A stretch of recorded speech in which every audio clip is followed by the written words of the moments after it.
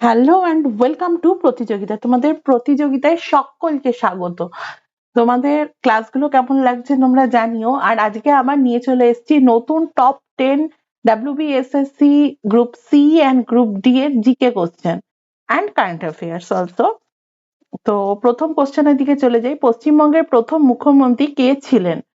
তো এইটার অ্যান্সার, যেহেতু বলা হয়নি যে সংবিধান কার্যকর হওয়ার পর, তাই এই অ্যান্সারটা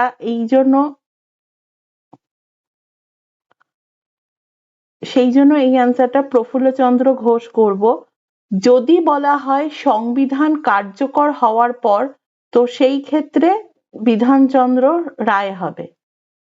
যদি প্রথম মুখ্যমন্ত্রী সংবিধান 1947 সাল থেকে উনি হয়েছিলেন প্রফুল্লচন্দ্র ঘোষ, আর যদি সংবিধান কার্যকর হওয়ার পর হয়, তো সেই ক্ষেত্রে প্রথম বিধানচন্দ্র রায়। তো এই অ্যান্সারটা একটুখানি ভেবে দিতে হবে।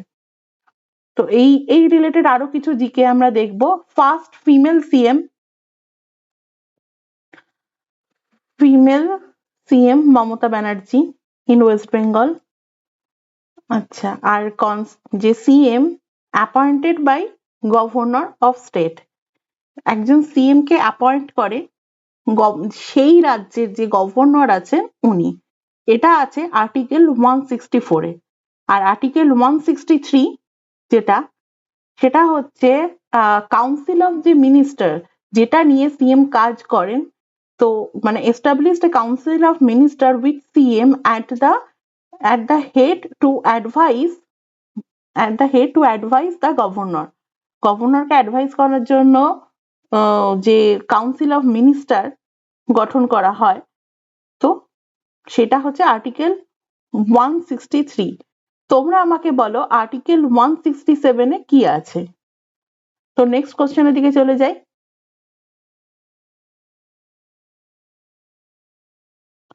পশ্চিমবঙ্গের কোন জেলায় বক্সা টাইগার রিজার্ভ অবস্থিত? এটা হচ্ছে আলিপুরদুয়ার।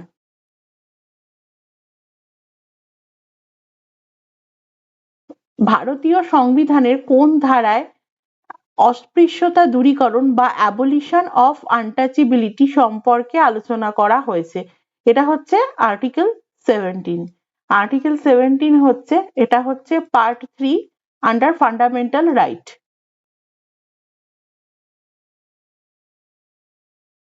শর্টে লিখছি।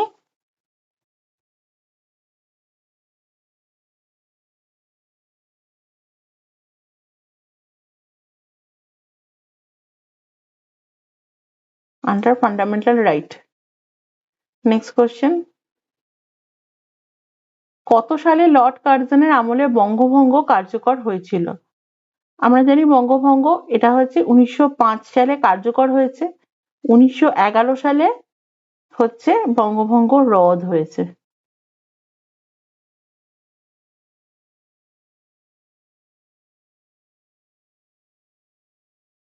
Next question. কোন নদীকে বাংলার দুঃখ বলা হয়? এটা হচ্ছে দামোদর। এটা তো অনেকটা কমন কোশ্চেন হলো, কিন্তু তোমরা বলো কোশি নদীকে কি বলা হয়? কোশি নদীকে আমি বলেই দিচ্ছি। কোশি নদী হচ্ছে sorrow of Bihar.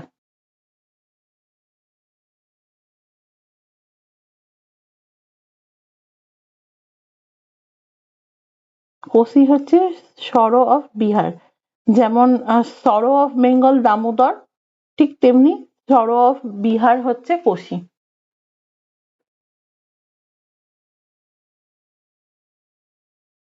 Sorrow of Bihar.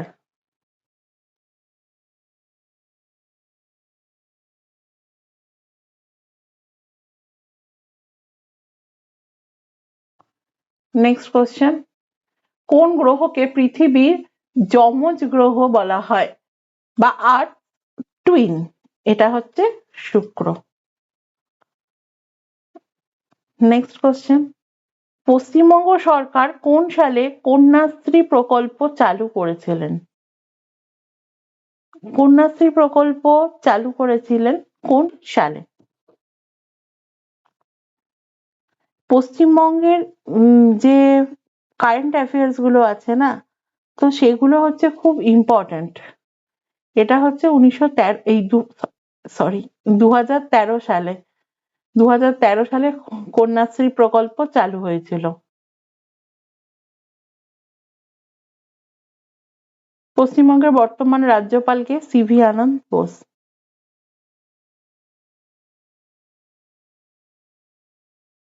বন্দে মাতরম গানটি বঙ্কিমচন্দ্র চট্টোপাধ্যায়ের কোন উপন্যাস থেকে নেওয়া হয়েছে? এটা হচ্ছে আনন্দমঠ।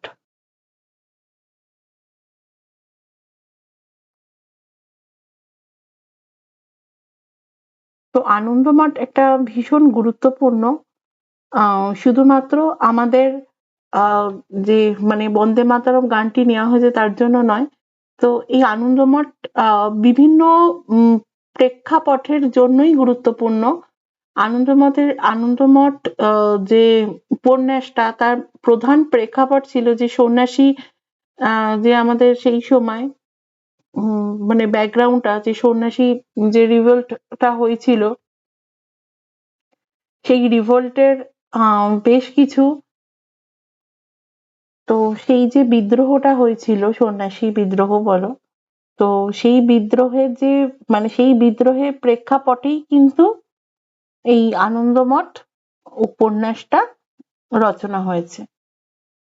আর আনন্দমঠ হচ্ছে মানে বঙ্কিমচন্দ্র চট্টোপাধ্যায়ের লেখা। এটা পাবলিশ হয়েছিল 1882 সালে। এটা ভীষণ গুরুত্বপূর্ণ। তো নেক্সট কোয়েশ্চেন, পশ্চিমবঙ্গের রাষ্ট্রীয় পশু কোনটি?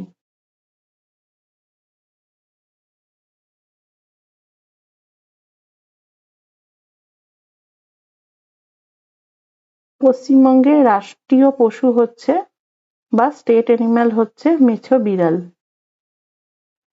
তো